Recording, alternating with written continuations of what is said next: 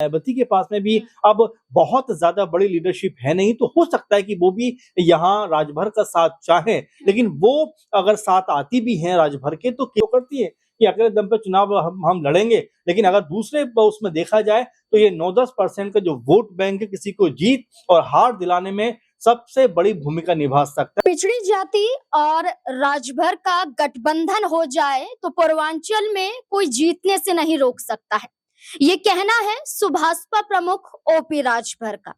क्या ओम प्रकाश राजभर अब गठबंधन की तलाश में है? क्या भारतीय जनता पार्टी से ओम प्रकाश राजभर भी नाखुश हैं? क्या बीजेपी से अपना गठबंधन तोड़ना चाहते हैं? 2022 में समाजवादी पार्टी के साथ मिलकर चुनाव लड़ा और 6 सीटों पर जीत हासिल की, लेकिन अब 2027 के विधानसभा चुनाव से पहले क्या बीजेपी रास नहीं आ रही है?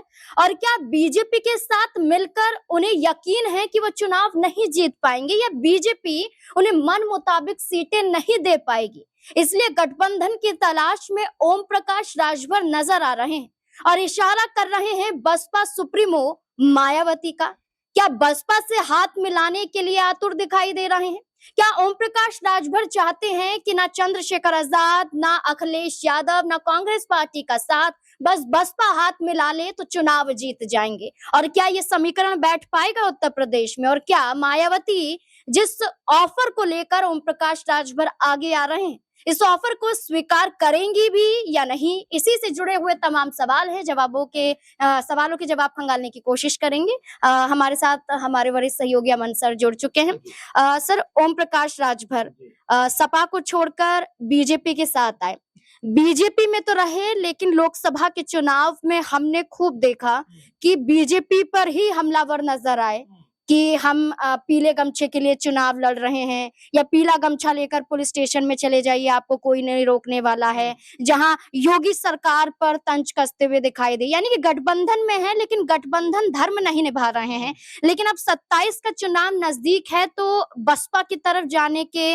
उनके तेवर दिखाई दे रहे हैं कि जो दलित है और जो राजभर है, अगर वो मिल जाते हैं, अति पिछड़े मिल जाते हैं, तो चुनाव आसानी से जीता जा सकता है पूर्वांचल में। पूरे उत्तर प्रदेश की बात करें तो पूरे उत्तर प्रदेश में, तो क्या लगता है कि राजभर का ये इशारा क्या बताता है? क्या वाकई कुछ बदल सकता है उत्तर प्रदेश? देखिए, ओपी राजभर की राजनीति मेरे ख्याल से बहुत अलग तरह की दिखाई पड़ती है, बहुत मौकापरस्त की राजनीति होती है। उनको पता है कि रुख हवाओं का जिस तरफ को होता है उस तरफ वो जाना चाहते हैं। उनको भी शायद अब ऐसा एहसास हो रहा है कि बीजेपी में अगर वो साथ रहकर चुनाव लड़ते हैं तो उनको मन माफिक या मन मुताबिक सीटें नहीं मिल पाएंगी।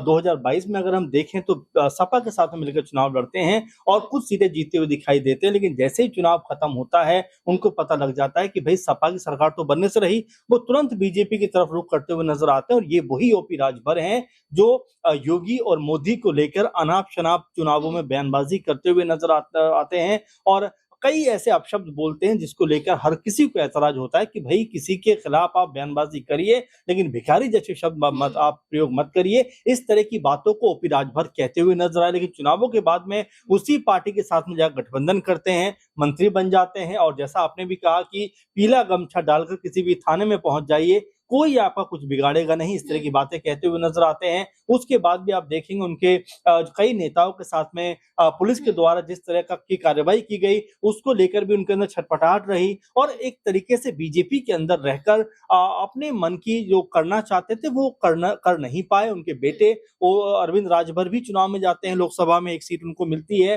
चुनाव हार जाते हैं। उसके बाद यही ओपी राजभर हैं जो कहते हुए दिखाई पड़ते हैं कि भाई अब योगी और मोदी का जो मैजिक है वो खत्म हो चुका है, वो पूरी तरह से उसमें कोई ताकत जान बची नहीं है। अब ऐसे में ओपी राजभर की जो राजनीति है उसको लेकर आप समझ पा रहे हैं किस तरह का उन्होंने जो है अपनी पार्टी के लिए काम किया। सर, ये एक बड़ा कारण माना गया था उनके बेटे के हार का कि आप राजभर समाज से वोट चाहना चाहते हैं, ये कोशिश कर रहे थे, लेकिन आपके ही बेटे नाक रगड़ते हुए नजर आते हैं, तो आप अपने समाज की भी इज्जत नहीं। जाहिर बात है, और जिस तरह से उन्होंने मंच पे बकायदा सब कुछ किया था और वो कहीं ना कहीं लोगों को उनको बड़ा नागवार गुजरा कि भाई ठीक है, गलतियां हो जाती हैं। जैसा ओपी राजभर ने भी कहा, जैसा मैंने शुरू में आपसे कहा कि भिखारी जैसे शब्दों का उन्होंने इस्तेमाल किया, तो क्या उन्होंने भी नाक रगड़ी? जाहिर बात है कि उनके बेटे को ऐसा नहीं करना चाहिए था, और ये भी हार का एक बड़ा कारण बनता हुआ दिखाई पड़ा, जहां पर उनके बेटे ने अपमानजनक तरीके से पूरे न सिर्फ अपना अपमान किया, बल्कि तमाम समुदाय का भी अपमान किया, और इसीलिए लोग उनसे खफा दिखाई पड़े और चुनाव में उनकी करारी हार यहाँ पर होती हुई दिखाई पड़ी।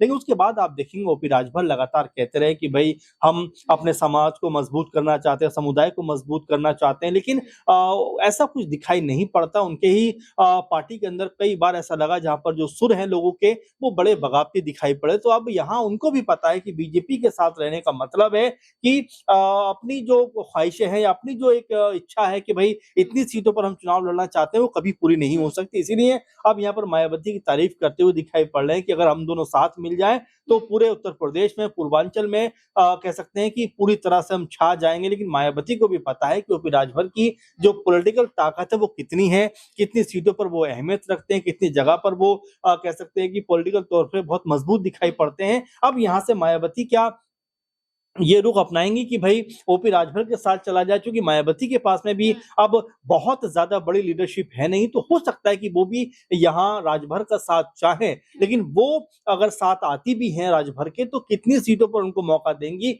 ये भी अपने आप में बड़ी बात हो जाती है। क्योंकि बीएसपी है वो छोटी पार्टी नहीं है, भले ही आज की स्थिति में उनकी पार्टी का वोट शेयर कम हुआ हो, लेकिन अभी भी उनकी जो ताकत है, उनकी जो कह सकते हैं पहुंच है, वो आज भी दलित परिवारों के अंदर तक है। और यहाँ पर अगर कोई दलित वोट बैंक की बात करता है, दलित चेहरे की बात करता है, तो उसमें सबसे पहला नाम जो है वो मायावती का उभर कर सामने आता है। लेकिन सर, जहां हम मायावती की बात कर रहे हैं, राजभर मायावती को लेकर कोशिश कर रहे हैं कि गठबंधन वो कर लें, लेकिन मायावती कहती हैं कि वो अकेले अपने दम पर उत्तर प्रदेश में चुनाव लड़ना और जीतना चाहती हैं। लेकिन यही मायावती की पार्टी जो 2007 में 206 सीटें जीतती है, वही 2022 में 1 सीट पर आ जाती है, तो बहुत बड़ा फर्क नजर आता है। और बीएसपी तो अपना कंपटीशन अगर रखती है तो वो समाजवादी पार्टी से रखती है, वो भारतीय जनता पार्टी की बी टीम कही जाती है, इसे तोड़ना चाहती है। ये माना जा रहा है कि 15 मार्च को जब कांशीराम की जयंती थी तो लखनऊ में एक रैली की गई, समाजवादी पार्टी, कांग्रेस पार्टी ने अपने अपने स्तर पर कांशीराम के नाम पर वोट बटोरने की कोशिश की।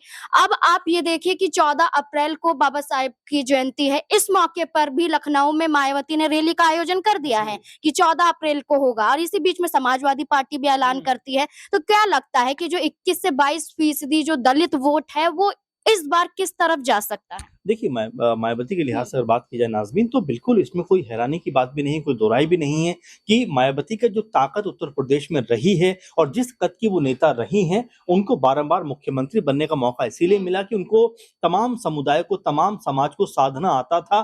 2007 की जो आप जिक्र कर रहे हैं कि जिस तरह की जो सोशल इंजीनियरिंग होती है, वो मायावती से बेटर शायद कोई समझता नहीं, जानता नहीं। इसी तरह से उन्होंने 2007 में चाहे सवर्ण वोट बैंक हो, चाहे दलित वोट बैंक हो, चाहे मुस्लिम वोट बैंक हो, उसको इस तरह से साधा कि पूर्ण बहुमत की सरकार बनाई। लेकिन ये बात भी सही है कि 2007 से 12 तक वो मुख्यमंत्री रही पूर्ण रूप से, लेकिन 12 के बाद से अगर देखा जाए तो ना सिर्फ मायावती का ग्राफ कमजोर हुआ है, बल्कि बीएसपी के अंदर भी लगातार जो बड़े बड़े नेता थे, लीडरशिप थी, वो लगातार धराशायी होती गई। और अब तो 2024, 25, 26 के बाद तो ऐसा देखने को मिल रहा है कि जो रहे बचे लीडर्स थे वो भी यहाँ वहां चले गए। अब आप देखेंगे, अगर आप उंगलियों पे भी नाम गिनना चाहेंगे तो 2-3 नाम के बाद चौथा, पांचवा नाम आपको गिनने में समय लग जाएगा। तो ये आज की बीएसपी है। अब मायावती कहती है कि भाई अगर हम मजबूत हैं, हम ताकतवर हैं, तो हमें किसी के सहारे की जरूरत नहीं, हम जो एकला चलो की नीति है उस पर चलते हुए दिखाई पड़ेंगे। लेकिन 2024 का अगर आंकड़ा ले लें नाज़मीन, तो उसमें पता चलता है कि जो 20-22% दलित वोट बैंक था, जो एक तरफा मायावती के लिए उनका सपोर्ट रहता था, वो भी अब गिरकर 9-10% पे आ गया है। तो ये मायावती के लिए बड़ी चिंता का सबब है कि वो बात तो करती है कि अगले दम पे चुनाव हम लड़ेंगे, लेकिन अगर दूसरे उसमें देखा जाए